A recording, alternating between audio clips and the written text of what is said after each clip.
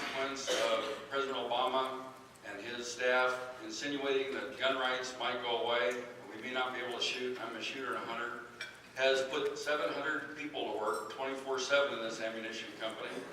And he is more conservative than me, but he's very tempted to not be. So that's a great example of unintended consequences by our government.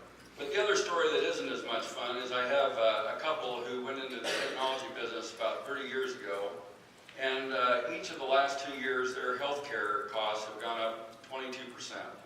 And now they're looking at Obamacare and the uncertainty that something is going to happen there. I should say the certainty that something's going to happen there that isn't going to be good. And there are 32 employees, and the 2 of them are in jeopardy, and they're thinking about closing their company. Because as we all know, the greatest government overreach right now in front of all of us is Obamacare and what it's doing to 17 or 18% of our economy. And I would like to go back to Washington as a man who spent 37 years in community banking, seeing a lot of people start businesses or keep businesses going, take risks, persevere, and work hard to keep their businesses. I would like to go back there with the experience I have in dealing with regulators and banking and the ag companies that we also own, and try to shut down some of these rogue bureaucrats, try to stand down the EPA that has been causing problem with farmers in Nebraska. OSHA, you probably read about that farmer north of O'Neill. I've dealt with regulators all my life, and think that I could do a job back there as a businessman and try to slow down this big centralized government train. Obamacare, the natural question is, what do you do if you don't have Obamacare? You want to repeal Obamacare. And that's a hard question to answer in a soundbite. But philosophically, I just have a lot different idea of what our healthcare system should look like. I talk about the 3 C's of healthcare, the cash portion. When you go to the doctor, you should pay for it if it's for an earache or something minor like that. Then the catastrophic part, which God forbid if you have cancer or need a transplant. And then there's the charity part. I'm on the Methodist Hospital System Board in Omaha, 5,500 employees. I can tell you we do a lot of charity work. And so those are the 3 components that I would strive for. We need market forces involved with our healthcare system so that we can have some accountability. Accountability goes away when it's in Washington, D.C. instead of local. I mean, if Governor Hyman does something we don't like, we know where he lives. But it's darn hard when they're in Washington, D.C. So I want to go back there as an independent businessman and see if I can stop this big government train. Thank you very much.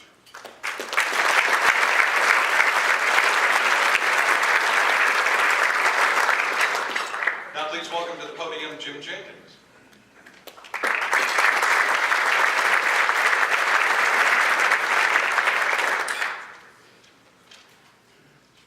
Thank you, Colby, and thank you, LIBA, for having us here. I want to also thank my fellow candidates for their willingness to serve.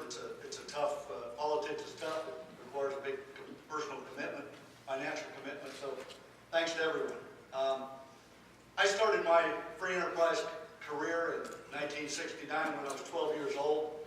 I joined with my 10-year-old brother and went down to the Lexington State Bank. We borrowed $10,000 to start a cattle business. And we named that business J&S Jenkins, and that J&S Jenkins business continues all these years later. I spent my entire private life in the private sector, my entire adult life in the private sector. I've been involved in over a dozen startups, including Whiskey Creek Steakhouse, Skeeter Barnes. I understand how ruthless and tough the free market can be, but it's what makes America great. We still start more businesses, have more innovation, more patents than any other country in the world, and it all happens in a culture that really embraces freedom. And I believe that we need to preserve this business culture that encourages risk, encourages sticking your neck out. And as a result of that, I am not big on the government regulating wages or prices or intervening, and so I would not support increasing the minimum wage. I do believe the government ought to focus in areas where only it can do so. Building capacity, infrastructure. You're supporting the local school bond issue. That's an example where government can be involved and be effective. I see this race as an independent, running as an independent, as sort of a startup enterprise. And thankfully, I'm able to do it, notwithstanding the fact that we essentially have a two-party option for the most part. You do not see very many independents winning across the United States or running. And there's a good reason for that. We have a two-party system that, even though it didn't exist at the start of the country, when our founding fathers put it together and formed the Constitution and launched our country, we have evolved to a two-party structure, and that two-party structure has really stopped working. It's no longer representing many Americans. The brands, the two-party brands, are now at historic low points in terms of their popularity. They're pushing young people away from the political process so that primaries now only have 30% of the people even voting, down from 70% of the eligible voters after World War II. We all know the process is broken, but very few people want to identify and do anything major about it, because we've developed a system that basically is disenfranchising about 30% of the people in the middle of the political spectrum. This disenfranchise is something that happens all over the world. Parties all over the world are designed to aggregate and consolidate power. And that's what our two parties have done. By aggregating and consolidating power, they've now started to put their interest ahead of the country's interest. You can see it in all of the issues. We can't get anything done on immigration, on tax reform, on farm bill. We can't pass a budget. We know the process is broken, but none of us have the courage to really step up and say to the parties, look, you need some competition. You need somebody to hold you accountable. So my campaign is, in a very humble way, trying to do that. What's unfortunate, despite the fact that the Gallup poll shows that there's 42% of the American people are now identifying themselves as independent, we're locked out of running in primaries, and we're locked out of voting in primaries. There's a disincentive. Yes, we are. We're locked out because you cannot vote in your local races or your state races unless you take the Democrat route or the Republican route. And what's too bad is we have a great example, a system here in the state legislature, that demonstrates that we can actually get together in a democratic institution and not have that overlayment of party bosses, rules, and caucuses smearing each other. And so my invitation to you is that we look to the state legislature and try to take those values to Washington, D.C., and let 30% of the people back into the political process. Thank you.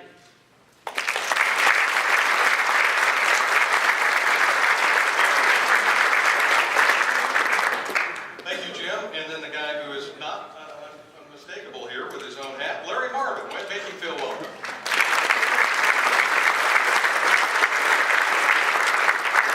Thank you. I have this on, so if I ask you who I am, you can tell me who I am. So I'm not ready for the Alzheimer's unit yet, but I'm halfway there. Okay. For those that know me, I'm Larry Marvin. Those of you that don't know me, I'm Larry Who. I happened to run for the United States Senate in 2008, and people didn't know me. I ran in 2012, and nobody knew me. And now I'm running in 2014, and nobody knows me, and I guess we have an attorney who's trying to get your vote. But I am a Democrat, and I do want your vote. And none of us have Alzheimer's, but only one of us are going to get Michael Johan's job. And that's a nice paying job. And I did some calculation, and it's $1,044,000 for the 6-year contract. So I can say I earned $1 million in my lifetime. So that's kind of it. Now my questions here was, give the personal example. Our government involvement in the antitrust against Ma Bell Telephone Corporation has created numerous telephone corporations that appear to be thriving and some basic rates very reasonable. We we have many technologies that companies have that compete with and innovate, which gives us more choices on how to spend and invest our monies. I believe that their future looks prosperous, but we still have to watch for monopolies and cornered markets. Another example is the Railroad Act. The Union Pacific Railroad and the Burlington Northern Santa Fe Railroads appear to be prosperous.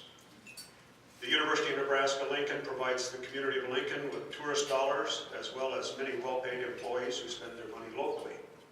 This is where I got my bachelor's and master's degree, and I still spend some money here. So what would I do or create? And I'm not going to do it for you, I'm going to help you do it. This is America, and each of you get to do it. You don't have to stand and say, hey, Daddy, will you do it for me?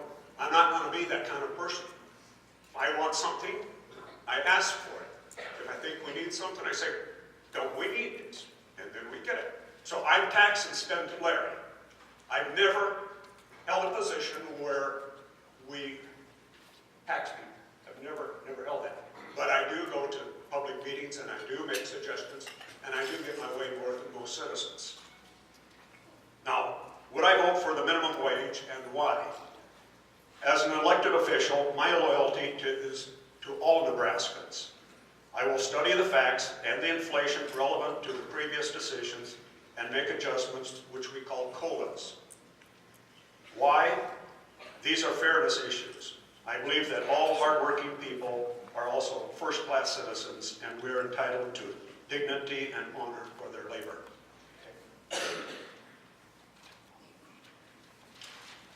Now this is a little bio on myself. I was born in rural Knox County, Nebraska, public school at Creighton and Long Pine, Nebraska. Post-secondary education is United States Language School in California, where I studied the Bohemian Czech language and was a translator in the Air Force. The University of Nebraska-Lincoln, I earned my Bachelor's of Science and Master's of Education. In real estate classes in Omaha, I earned a Bachelor Real Estate Broker's license, and I don't sell for anybody else but myself.